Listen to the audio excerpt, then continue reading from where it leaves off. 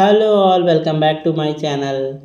ఈరోజు మనం మాట్లాడుకోబోయే సినిమా LGBT a legal battle. Director P Sunil Kumar Reddy డైరెక్షన్లో వచ్చిన ఈ మూవీ రెగ్యులర్ కమర్షియల్ ఎంటర్టైనర్ కాదు.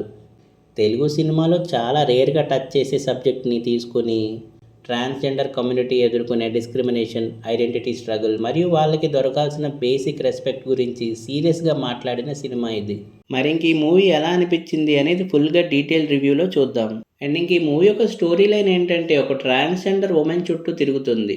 చిన్నప్పటి నుంచి సొసైటీ నుండి ఎదురైన అవమానాలు, ఐసోలేషన్, ఎమోషనల్ స్కార్స్తో తన జీవితం ఎలా మారిపోయిందో చూపిస్తుంది. కానీ ఒక ట్రొమాటిక్ ఇన్సిడెంట్ తర్వాత పర్సనల్ పెయిన్ ఒక లీగల్ బ్యాటిల్లా మారుతుంది. సైలెంట్గా సఫర్ అవ్వకుండా ఈక్వాలిటీ, డిగ్నిటీ మరియు జస్టిస్ కోసం సిస్టమ్ని ఛాలెంజ్ చేస్తుంది. మూవీ మెయిన్ ఫోకస్ ఎంటర్టైన్మెంట్ మీద కాదు, హ్యూమన్ డిగ్నిటీ, యాక్సెప్టెన్స్ మరియు ఈక్వల్ రైట్స్ మీద ఉంటుంది. ఫస్ట్ హాఫ్ కంప్లీట్గా ప్రొటాగనిస్ట్ లైఫ్ని ఎస్టాబ్లిష్ చేయడానికి యూజ్ చేశారు.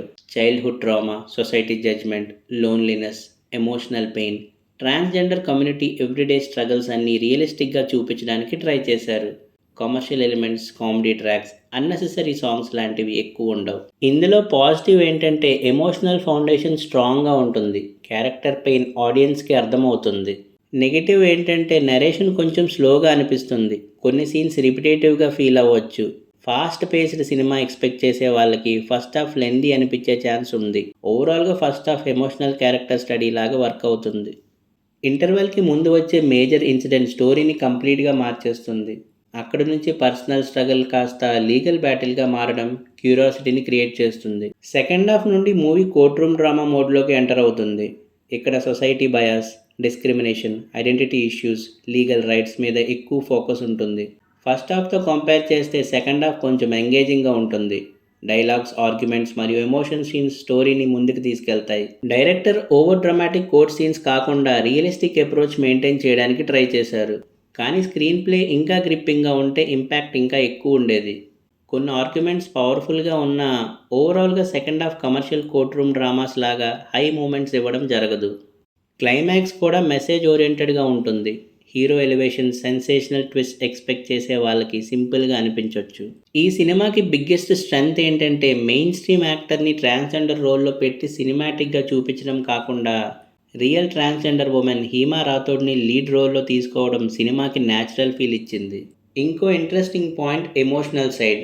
హెవీ సబ్జెక్ట్ మధ్యలో కొన్ని ఎమోషనల్ మూమెంట్స్ జెన్యూన్గా కనెక్ట్ అవుతాయి. ఫ్యామిలీ ఆడియన్స్కి కూడా రిలేట్ అయ్యే సీన్స్ ఉన్నాయి. డైరెక్టర్ సెన్సేషనలిజం కాకుండా డిగ్నిటీని మెయింటైన్ చేయడం అప్రిషియబుల్. అండ్ ఇంకా పర్ఫార్మెన్సెస్ వైజ్ మూవీకి biggest asset Hima Rathod performance.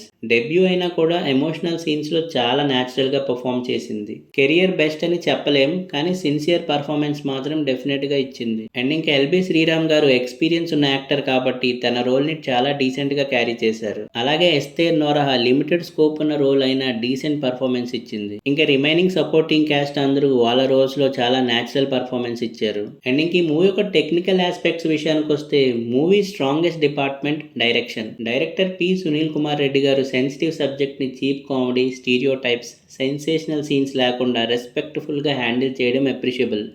Social మెసేజ్ని ఫోర్స్ చేయకుండా రియలిస్టిక్గా ప్రజెంట్ చేయడానికి ట్రై చేశారు. వీక్నెస్ ఏంటంటే నెరేషన్ కొంచెం స్లోగా ఉండడం. అలాగే స్క్రీన్ ప్లే కూడా మూవీకి వీకెస్ట్ ఏరియా అని చెప్పొచ్చు. మెసేజ్ స్ట్రాంగ్గా ఉన్న గ్రిప్పింగ్ నెరేషన్ కొన్ని ప్లేసెస్లో మిస్ అయింది.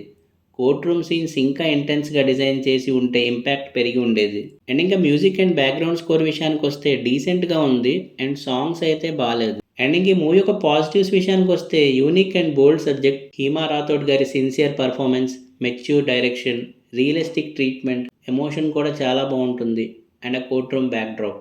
అండ్ ఇంకా మూవీ యొక్క నెగటివ్స్ ఏంటంటే స్లో నరేషన్, స్క్రీన్ ప్లే కూడా గ్రిప్పింగ్ ఉండదు.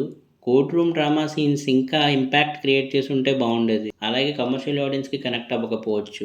అండ్ ఇంక ఈ మూవీని ఫ్యామిలీతో చూడొచ్చా అంటే మెచ్యూర్ సబ్జెక్ట్ ఉన్నా కూడా వల్గారిటీ లేదు. సీరియస్ సోషల్ డ్రామా కాబట్టి అడల్ట్స్ అండ్ ఫ్యామిలీ ఆడియన్స్ చూడొచ్చు.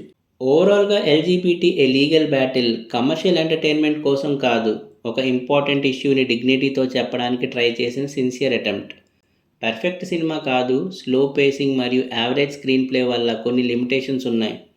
కానీ కంటెంట్ ఓరియంటెడ్ మూవీస్ ఇష్టపడే వాళ్ళకి, రియలిస్టిక్ డ్రామాస్ చూసే వాళ్ళకి, డిఫరెంట్ సబ్జెక్ట్ అప్రిషియేట్ చేసే వాళ్ళకి ఒకసారి ట్రై చేయొచ్చు.